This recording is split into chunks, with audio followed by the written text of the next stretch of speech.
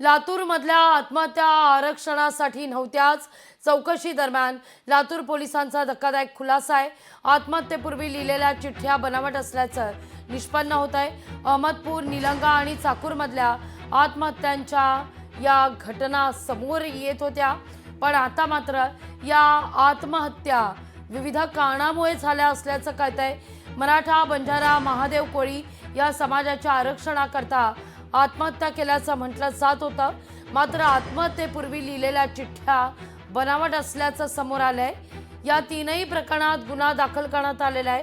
आत्महत्येपूर्वी लिहिलेल्या चिठ्ठ्या संबंधितांनी स्वतः लिहिलेल्या नसून त्यानंतर प्लांट करण्यात आल्याचं तपासात स्पष्ट आहे। या तीनही प्रकरणामध्ये संबंधित पोलीस ठाण्यांनी स्वतंत्रपणे गुन्हे दाखल केले असून पुढील तपास सुरू आहे।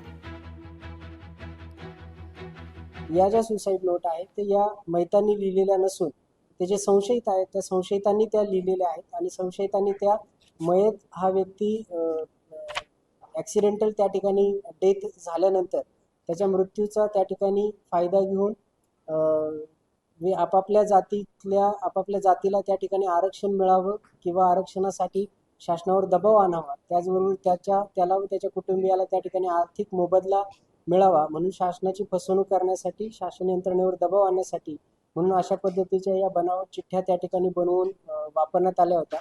हे निष्पन्न झाल्यानं आज या तीनही प्रकरणांमध्ये Nilanga police station, Chakur police station आणि अहमदपूर पोलीस स्टेशन या तीनही ठिकाणी गुन्हे दाखल करण्यात आलेले आहेत। कोणी निष्पन्न केलं? पोलिसांनी। आहे का विश्वास तुमचा?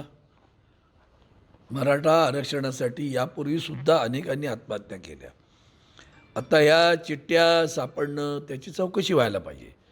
आज मी निष्कर्षापर्यंत जाणार नाही, पण सगळंच वातावरण संशयाचं आहे सध्या, त्यामुळे कोणावर विश्वास ठेवावा हा खरा प्रश्न आहे।